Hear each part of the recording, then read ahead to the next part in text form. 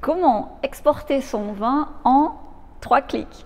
Bonjour, bienvenue dans cette vidéo, dans ce partage public qui s'adresse en B2B à des amis vignerons, à des professionnels du vin que je connais peut-être ou que je ne connais pas encore, des professionnels du champagne et des spiritueux premium.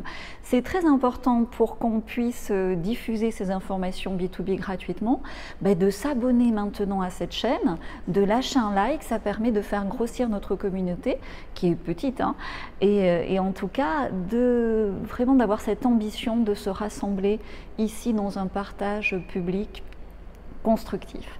Donc oui, je sais, hein, par rapport au titre, à l'heure où de nombreux salons export cafouillent à donner des dates sur 2021, le titre est un petit peu provocateur. Il faut ce qu'il faut pour attirer l'attention dans ce mois d'un professionnel fatigué, épuisé même, et quelquefois en manque presque quasi total d'espérer. Donc quand je dis 3 clics, mais en réalité il n'y en a qu'un de clic qui est nécessaire. Et c'est un clic qui est décisif. C'est un clic qui peut changer ta vie. Ici on se tutoie au fait, j'espère que c'est ok. Ça a changé la mienne et ça change la vie de nombreux professionnels qui sont dans mes partages privés, dans mes clubs depuis maintenant quelques années et qui témoignent. On arrive à avoir des témoignages en vidéo. Au début, gardez ça très pour eux. Maintenant, ça y est, on commence à avoir de plus en plus de témoignages publics. C'est sur cette chaîne YouTube aussi. Donc, reste jusqu'à la fin de cette vidéo parce que je te donne la possibilité, toi aussi, de faire l'expérience de ce clic décisif pour complètement changer la donne de tes ventes export. Donc, où on en est de l'export aujourd'hui? Si tu prépares ou si tu réserves des billets d'avion pour un salon en 2021, tu prends beaucoup de risques. Si tu relances comme ça, mais sans plus d'innovation ou de propositions innovantes, tes importateurs actuels ou tes prospects, tu as quand même très peu de chances de faire un gros coup prochainement. Ah oui, j'ai oublié de te prévenir, ici on se parle vraiment, ici c'est sans langue de bois, tu vois, on n'est pas sur BFM, donc ça peut surprendre si tu me découvres aujourd'hui, si tu me connais, tu sais, et en étant direct, c'est pour ça aussi que je me permets de vous tutoyer, ici on se tutoie parce qu'après dans les clubs de toute façon on se tutoie, et c'est en se disant les choses, surtout dans la période actuelle, qu'on peut avancer. Donc quand tu veux aider quelqu'un, qu'est-ce qui est le plus efficace ? Quelqu'un comme moi qui te dit franchement que les salons export tels que nous les connaissions, c'est mort? Ou est-ce que le plus efficace, c'est une interprofession, une organisation classique qui te dit il faut patienter, attendez, après ceci, après cela?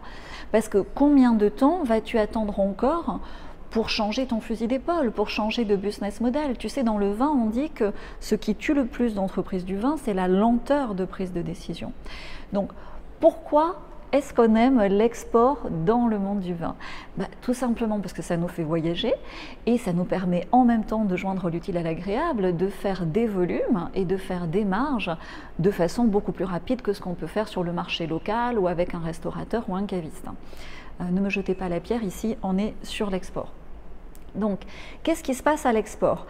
En ce moment, que ce soit de l'autre côté de l'Atlantique ou de l'autre côté de la Manche ou en Asie, le grand public a soif de bon vin et le grand public a encore plus soif d'une expérience renouvelée autour de vins premium. C'est la même chose pour les champagnes et pour les spiritueux de producteurs. Donc en face, les professionnels, les importateurs professionnels ont des stocks qui sont bas et même certaines étagères sont presque vides. C'est facile d'avoir de nombreux témoignages dans ce sens. Et si tu fais de l'export comme moi depuis de nombreuses années, ça fait 28 ans cette année que je fais de l'export. Cécile, big up à toi. Bref, elle se reconnaîtra. Donc si comme moi tu fais de l'export depuis des années, tu sais déjà que dans la période actuelle, les importateurs, même s'ils manquent de vin, même si leurs stocks sont bas, ils sont frileux. Ils vont jouer la carte du timing pour faire baisser les prix significativement le plus possible. Ça, tu le sais. Je faisais juste une petite pause, je le tiens beaucoup et à la fin, je le goûte, c'est ma récompense. Donc, tout ça pour te dire que dans cette situation, la question c'est est-ce que tu as envie de baisser tes prix? Parce que si tu fais rien de décisif maintenant, c'est un peu la seule voie de sortie. Et on le sait, avec les charges qui augmentent, avec les marges qui sont déjà réduites comme peau de chagrin ces dernières années, tout ça peut finir par mettre beaucoup de structures du monde du vin dans des situations difficiles, idem en Champagne ou dans les spiritueux premium. Donc non, bien sûr, on n'a pas envie de baisser nos prix. Et je ne veux pas faire trop de parallèles, mais quand tu regardes un restaurateur aujourd'hui, tu as beau avoir subi beaucoup de choses ces dernières années, quand on s'attaque au cœur de ton business, là tu réagis, là tu sors les crocs et là tu veux une action décisive, tu en as besoin d'un truc qui change vraiment la donne. Et donc plutôt que de risquer de prendre une balle perdue dans une manif ou une réunion syndicale ou une interprofession, ou même sur les réseaux sociaux, ce que je te propose ici, c'est de revenir, de regarder dans le passé pour faire en fait ce qu'ont fait nos parents et nos grands-parents dans des situations historiques similaires. Tu sais, dans le monde du vin, on honore trop peu nos anciens, on en parle trop peu. Et il est temps que ça change. Et je vais le faire aussi sur cette chaîne, si tu veux bien y contribuer toi aussi. Alors tu vois, par exemple, dans ma famille, on est dans le vin depuis plus de 200 ans. Et une partie de ma famille, après, une partie est en Bourgogne et une autre est partie dans les plaines de la Mitidja sur des terres insalubres. Et sur ces terres insalubres et marécageuses, il y en avait 1 sur 10 qui survivaient à cause d'un virus, je ne sais même pas si c'est un virus, à cause de la malaria. Bref, pour que je sois là aujourd'hui, il y en a des centaines de mon sang qui sont morts. Et dans ta famille, c'est certainement pareil. Je ne parle pas de la Seconde Guerre mondiale ou d'autres épisodes. Alors, qu'est-ce qu'ils ont fait, nos anciens, dans le monde du vin et dans ma famille en particulier? Dans ma famille, dans la Mitidja, ils se sont regroupés à plusieurs familles, un peu comme un club, et ils ont fait une coopérative pour creuser un tunnel sous le Sahel et assécher les marécages et y planter des vignes dans ces terres d'Algérie qui du coup se sont révélées extrêmement généreuses. Et c'était au même moment, dans un timing quasi parfait, la crise du phylloxéra en France qui ravageait les vignobles français, et autant te dire qu'ils ont fait fortune. Et de leur innovation, de leur abondance, de leur instinct de survie, qui finalement les a propulsés pleinement dans l'abondance de la vie, j'en bénéficie aussi aujourd'hui. Et si tu écoutes mon histoire jusque-là, c'est que certainement toi aussi, tu as une histoire similaire dans ta famille, que ce soit dans le vin ou dans un secteur parallèle. Tu sais, nos anciens, dans des périodes de transition historique, ont toujours eu le courage d'innover. Et c'est ce qui les a sortis de nombreuses situations désespérées. Et dans le confort de nos vies modernes, on a trop tendance à oublier ça. Donc pour anticiper le futur, il faut toujours regarder dans le passé et s'en servir comme d'un tremplin. Donc dans nos clubs, dans le club vin que je veux te présenter maintenant, qu'est-ce qu'on fait? On réveille l'âme de nos vins pour exister au-delà de nos appellations. Si on veut aujourd'hui retrouver l'aspect unique de l'art de nos vins, nous devons aussi, c'est la deuxième action que nous faisons dans le club, arrêter d'empiler les vins comme des millefeuilles. Et finalement, ça fait une offre avec un millefeuille indigeste. Donc dans le club, on retrouve la cohérence de l'offre, parce que si tu veux après automatiser, dans la vente en ligne, que ce soit en France ou dans le pays que tu veux, avec une machine numérique bien rodée, c'est la troisième chose qu'on fait dans le club, il faut que ton offre elle soit super bien organisée, simplifiée. Et donc on vend, là ça y est, je peux le dire officiellement, maintenant dans de nombreux pays en direct consommateur à l'export, notamment à Londres, à Bruxelles, et chaque semaine, nous ouvrons avec les membres du club de nouveaux pays. Sur les États-Unis, c'est possible tout en respectant la législation américaine. Sur Hong Kong, on le met en place avec des spiritueux parce que ça permet vraiment, avec la législation de Hong Kong, d'avoir des résultats extraordinaires. Pour avoir l'opportunité de découvrir tout ça, il faut que tu passes avec moi de l'autre côté. Et c'est pour ça que ce clic est décisif.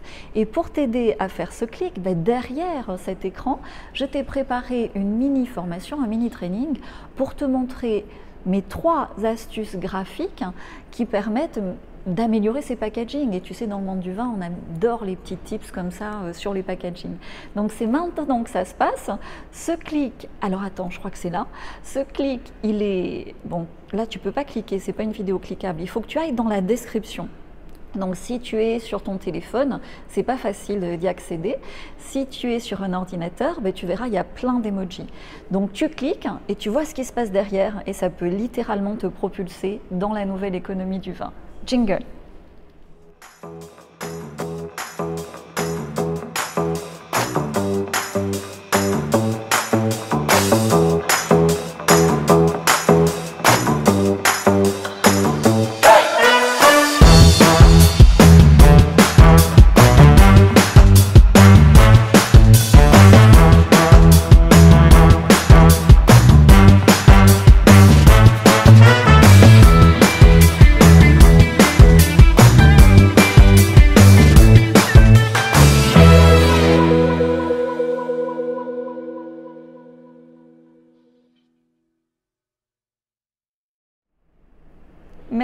Merci de rester jusqu'à la fin.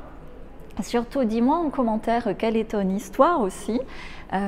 Honorons nos anciens, comme je l'ai dit. Raconte-moi quelles ont été leurs innovations, quels ont été leurs choix décisifs, par exemple en matière d'encépagement, en matière de mise en bouteille à la propriété, en matière de conversion au bio, par exemple, ou d'autres innovations.